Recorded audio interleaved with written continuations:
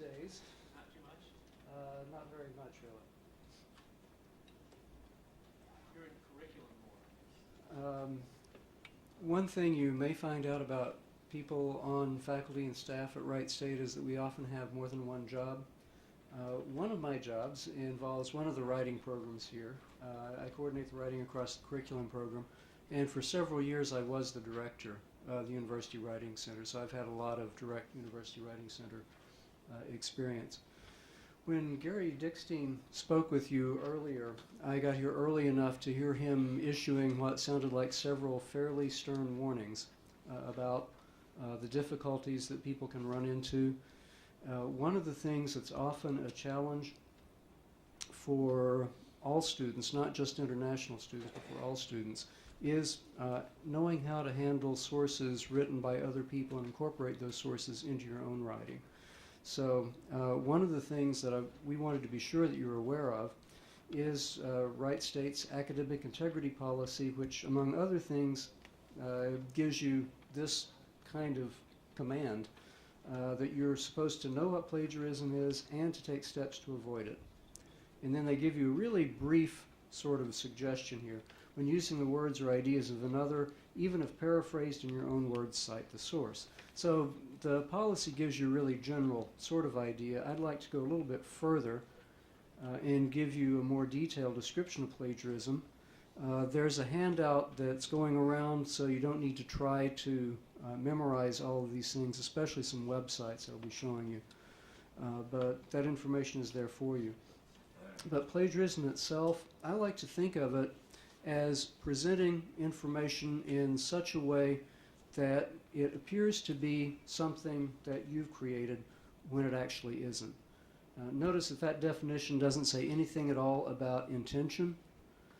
In my way too many years of experience, what I've seen most of the time is that people accidentally plagiarize. They do not intend to misrepresent things, but they end up doing it inadvertently.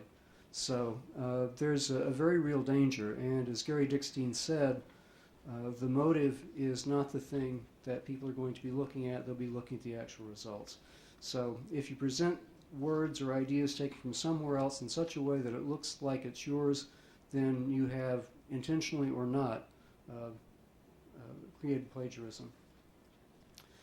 So I suppose the next logical question then is, when do you need to give credit, identify those sources of information? And there are some fairly simple guidelines. If you're using exactly the words of your source, that's pretty obvious. So you need a citation if you're using the exact words. If you're referring to someone else's idea, if you're paraphrasing it, if you're summarizing it. And notice that it's not just something that comes from a book. It could be from any source. It could be a book, a magazine, a newspaper. It could be something from an electronic source. It could be advertising. It could be a computer program. Anything that someone else has created that needs to be identified as having been created by that other person. And it's not just words. If you're using illustrations or charts or diagrams, those also would need to be credited. So those are the areas when you need to give credit. If you go out and talk to someone else and someone tells you something, you don't have it written down, it's not in any kind of tangible form, you would still need to indicate where that idea, where that information came from. Now, you might be beginning to think after I've gone through all that, well, do I ever not cite anything? And there are some really important times when you don't need to cite anyone else, when you're writing about your own experience, your own observations, or your own conclusions. Obviously, this is your idea, so it doesn't need to be cited. When you're writing up the results of an experiment that you've created, that doesn't need to be cited. And just to sort of give you an illustration, those guidelines that I was paraphrasing are pretty much common knowledge, but I took them from this website at Purdue. So there's just a really simple illustration. And the other reason that I wanted to put that on there is that that's a very good resource for you, and it's on your handout as well. The Purdue Online Writing Lab has lots and lots of material. Okay, some just really general guidelines. Now, this is going to vary a lot as you go from one field to another field. Each field has its own style of citing sources. The illustrations I'm going to show you are the form used by APA, the American Psychological Association. That's a very common style of documentation in a lot of fields, but it's by no means the only one. So in your own field, what I'm going to show you may be done slightly differently, but the principle would be exactly the same. So when you're using the exact words, one of those times I said you needed to be sure to cite sources, when you're using the exact words, put quotation marks around those words. And here's a simple illustration. The words that were taken directly from the article are the ones enclosed in quotation marks there. This is shown documented as APA style would document it. There would be a reference list at the end of the paper. If you're paraphrasing, then you still would be citing the information in much the same way. It's just that you don't need the quotation marks. So very simple way of handling both of those things. If you want to see more about plagiarism and more about citing sources, I've given you two illustrations from online, and that's a good place to look. There are the two. These are also on your handout. Both of these are fairly detailed. So you can look online for information, and these two are good places.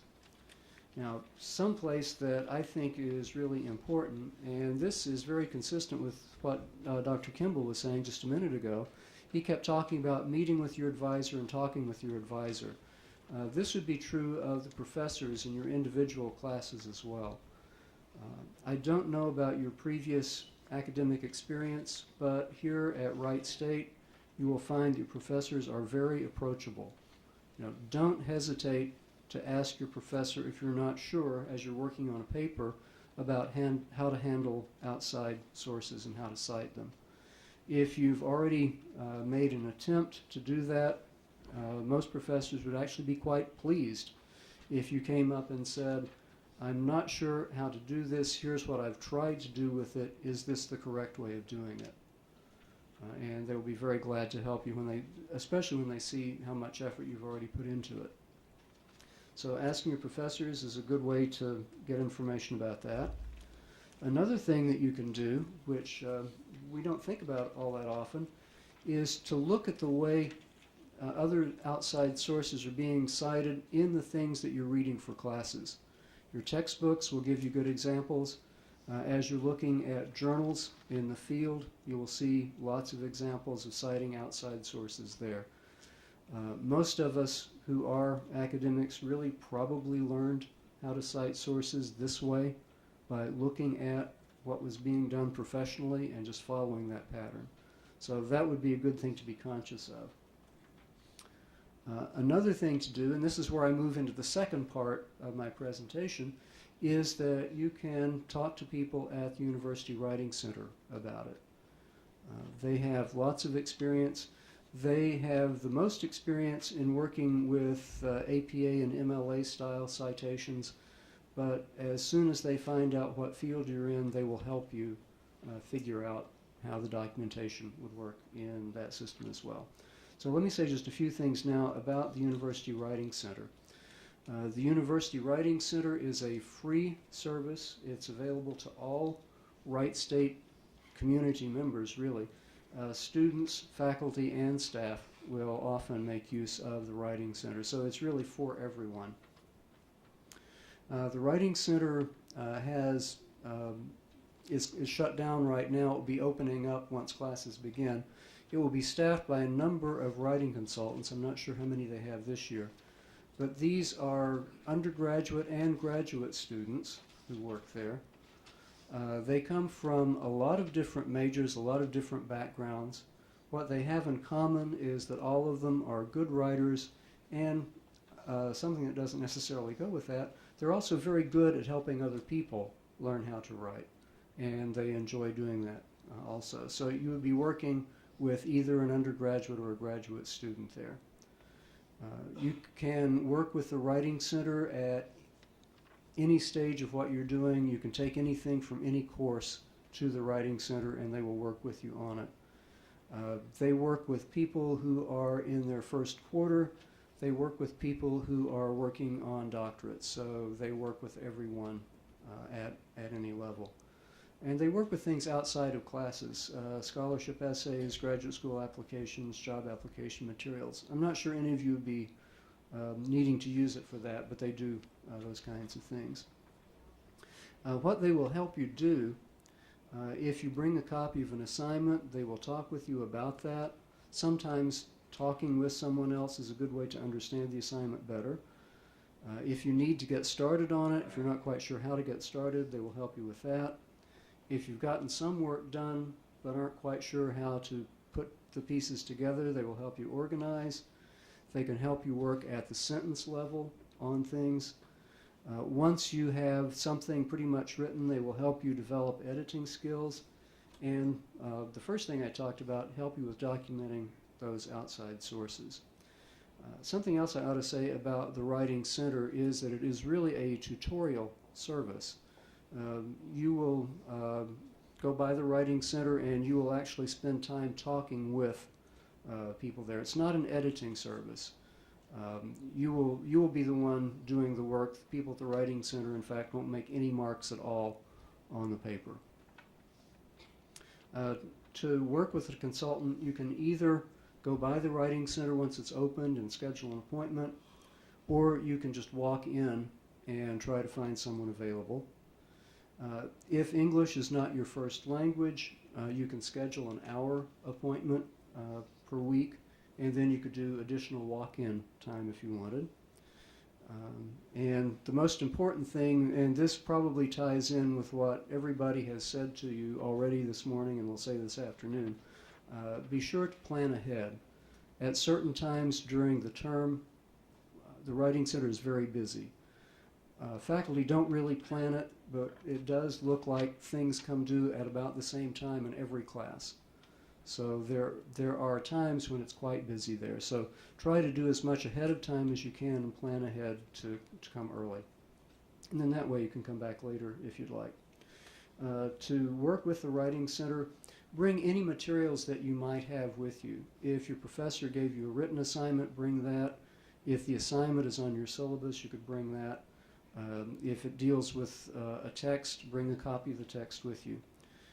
If you've started working on the paper already, bring your draft or notes or on a disk or a flash drive or something. Try to have particular questions.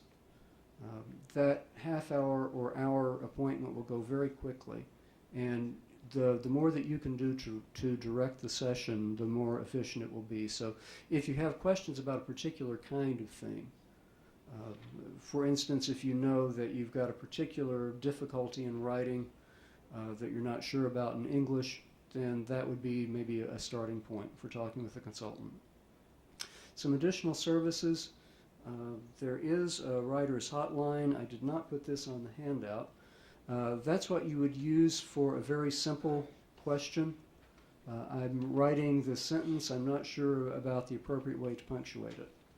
So you could call that number with a really simple question like that. There is an online writing lab. It's on the Writing Center's website. And I did not put this website on your handout either, so you might want to write this down. It's www.wright.edu/academics/writingctr. And you can get much more information about the Writing Center, including a link to the online writing lab that way. And the number that's given here is one that you can call for questions. It's 775-4186. And probably one of the best things to do once classes begin next week is to drop by the Writing Center, introduce yourself, take a look, and ask them questions about how things work there. So that's my presentation to you. Like everyone else who's spoken to you this morning, and I'm sure will speak to you today, I'm very happy to welcome you to Wright State. I hope that you'll have a very pleasant and productive time here at Wright State.